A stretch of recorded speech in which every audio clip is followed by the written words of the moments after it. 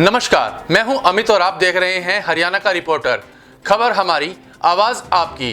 पेश है हेडलाइंस। जींद में कोरोना एक्टिव मरीजों की संख्या हुई 253।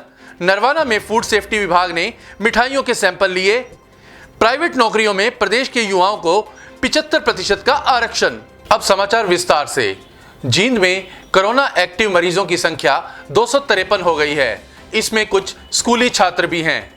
जींद जिले में शुक्रवार स्वास्थ्य विभाग को 790 कोरोना जांच सैंपल की रिपोर्ट प्राप्त हुई, जिनमें से 40 केस पॉजिटिव मिले।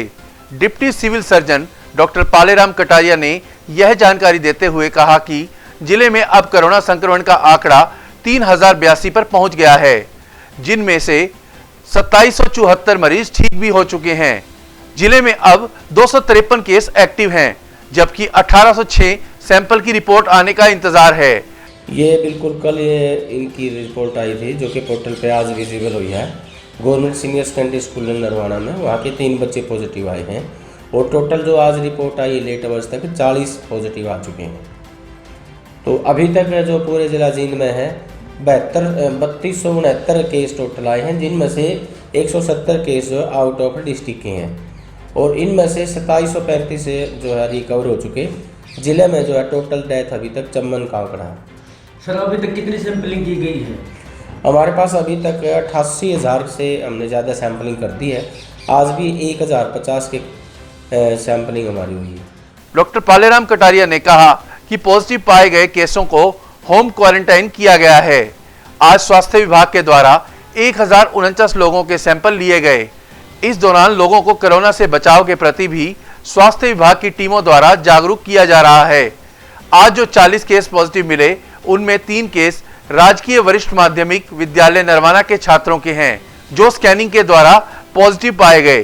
डेली कितनी सैंपलिंग होती है और जो बच्चे पॉजिटिव मिले तो किस तरीके की दी गई स्कूल में? देखिए, डेली 850 से 1000 के बीच में सैंपलिंग हो रही है और जैसे कि दूसरे भी लोग पॉजिटिव मिलते हैं, उसी तरह से स्कूल के बच्चों के को भी दाई दी गई है, क्योंकि स्क्रीनिंग के तौर पे ही स्कूल में सैंपल लिए गए थे, तो उसमें ये 3 बच्चे पॉजिटिव मिले हैं।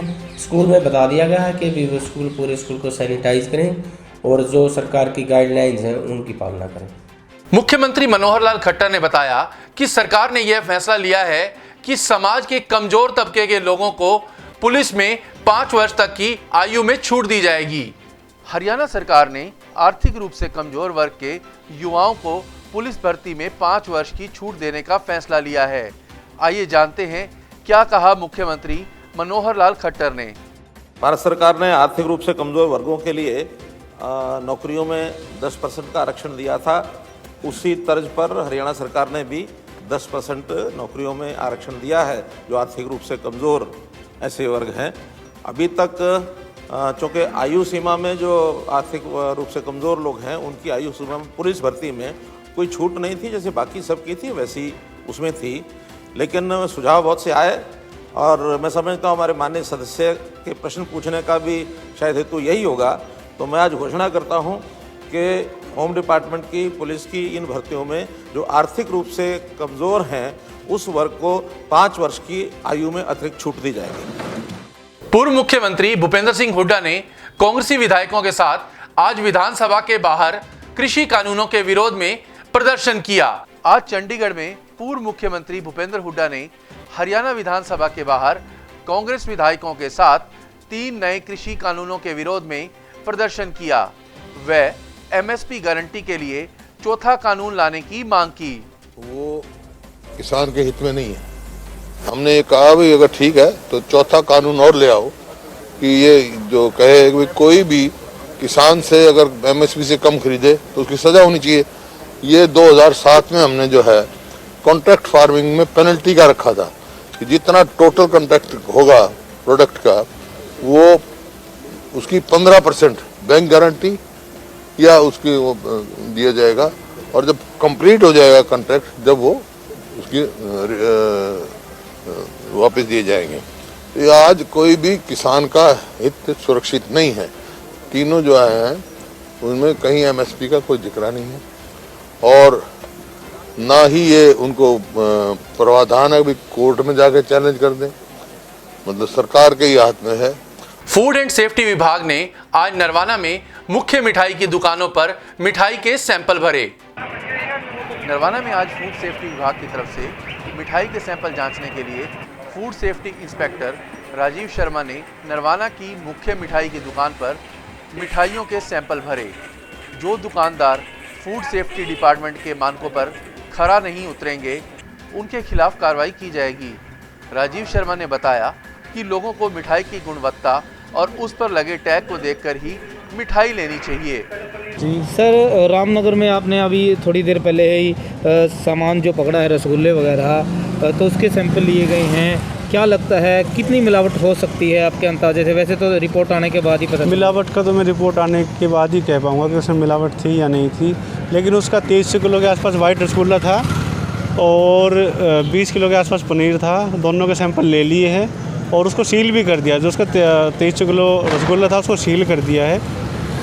अर्जेंट बेसिस पे इसकी रिपोर्ट मंगवाई जाएगी और एज पर एक्ट आगे कार्रवाई की जाएगी अमल में। नरवाना पे कितनी जगहों पर आपने? नरवाना में आज करीब सभी मेन दुकानें कवर कर ली है और टोटल 15 सैंपल हमने ले लिए यहाँ से, जिसमें कि सभी स्वीट्स के थे। और जब तक ये जो सामान है सर, जब तक रिपोर्ट आती है तो इस सामान का क्या होगा सर?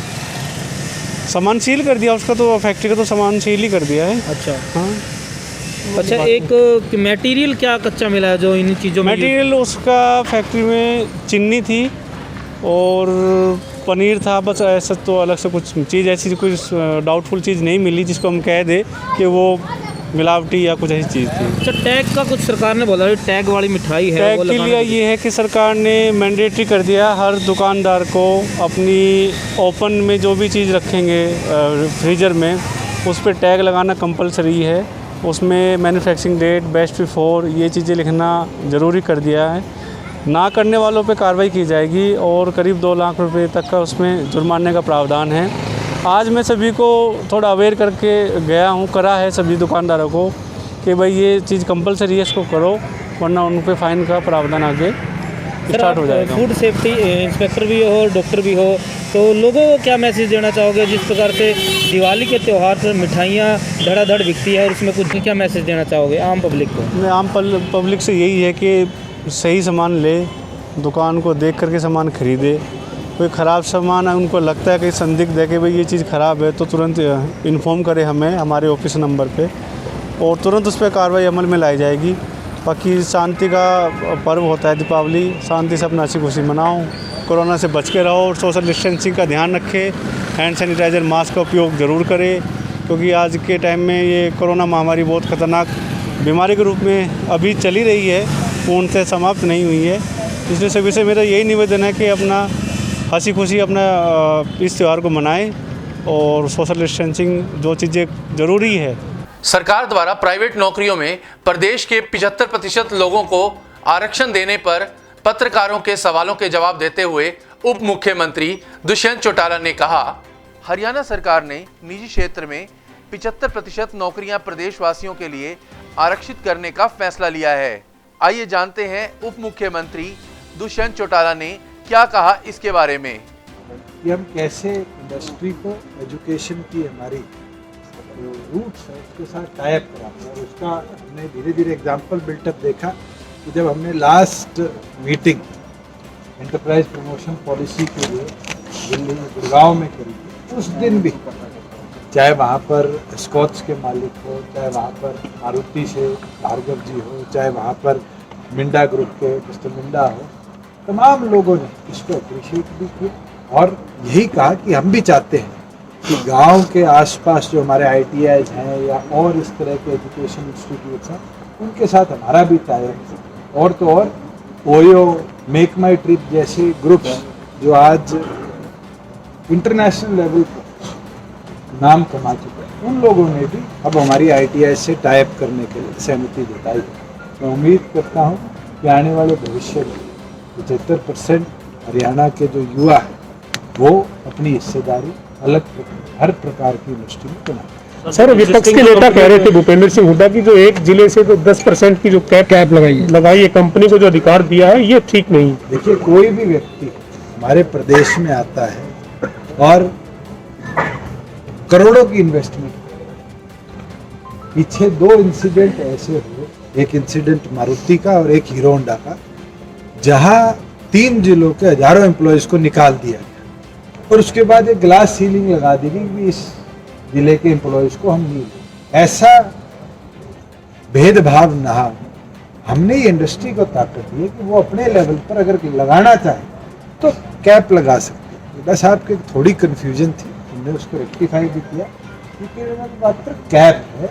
जो इंडस्ट्री इतने करोड़ इन्वेस्ट कर रही है, अगर वो चाहे तो वो लगा सकती है। गवर्नमेंट इसको फोर्स नहीं करती। 10% तो जो एग्जिस्टिंग जो कंपनी है उनमें किस तरीके से लागू होगा? तो कोई भी जिस दिन इसको गवर्नर से स्वीकृति मिलेगी, कोई भी नई एम्प्लॉयमेंट आएगी, उसके अंदर आने वाले समय में अगर 4 नौकरी है तो 3 हरियाणा को बोलूंगा। तो हरियाणा के रिपोर्टर में आज के लिए बस इतना ही।